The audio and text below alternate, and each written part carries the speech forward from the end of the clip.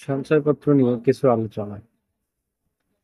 এখন বর্তমানে যে কয় ধরনের সঞ্চয়পত্র আসলে ব্যাংকে চালু হয়েছে সেটা হচ্ছে পরিবার সঞ্চয়পত্র, চিহ্ন সন্তান মুনাফা ভিত্তিক সঞ্চয়পত্র, পেনশনার সঞ্চয়পত্র এবং বাংলাদেশ সঞ্চয়পত্র। পরিবার সঞ্চয়পত্র যেখানে মাসিক ভিত্তিতে মুনাফা প্রদান করা হয়। এটা কারা করতে পারে? এটা করতে পারে 18 বছর তদূর্ধ্ব মহিলারা এবং পুরুষদের ক্ষেত্রে যাদের বয়স 65-র ঊর্ধ্বে তারা এই সঞ্চয়পত্র করতে পারে। এরপর আসে 3 মাস অন্তর মুনাফা ভিত্তিক সঞ্চয়পত্র। এটা সবাই করতে পারে। 18 বছর বয়সী পুরুষও করতে পারে এবং মহিলারাও করতে পারে। এরপর আছে এখানে মুনাফা প্রদান করা হয় প্রতি 3 মাস পর পর। এরপর আছে পেনশন সঞ্চয়পত্র। এটা নাম শুনেই বোঝা যাচ্ছে যে যারা পেনশনার, মানে সরকারি চাকরিজীবী হিসেবে যারা পেনশনে যান, তারা সেই পেনশনের টাকা থেকে এই সঞ্চয়পত্র করতে পারে। আগে এই সঞ্চয়পত্র 3 মাস অন্তর মুনাফা প্রদান করা হলেও এখন বর্তমানে এটা মাসিক ভিত্তিতে মুনাফা প্রদান করা হয়ে থাকে। এরপর আছে 5 বছর মেয়াদী বাংলাদেশ সঞ্চয়পত্র।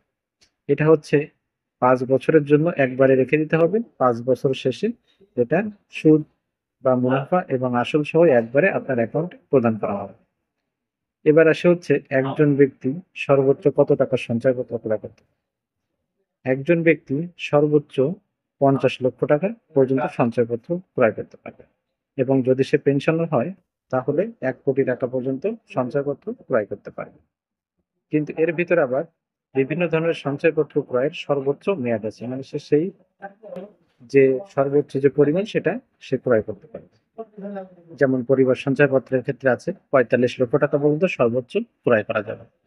3 মাস অন্তর সঞ্চয়পত্রের ক্ষেত্রে আছে যে এটা 30 লক্ষ টাকা পর্যন্ত ক্রয় করা যাবে।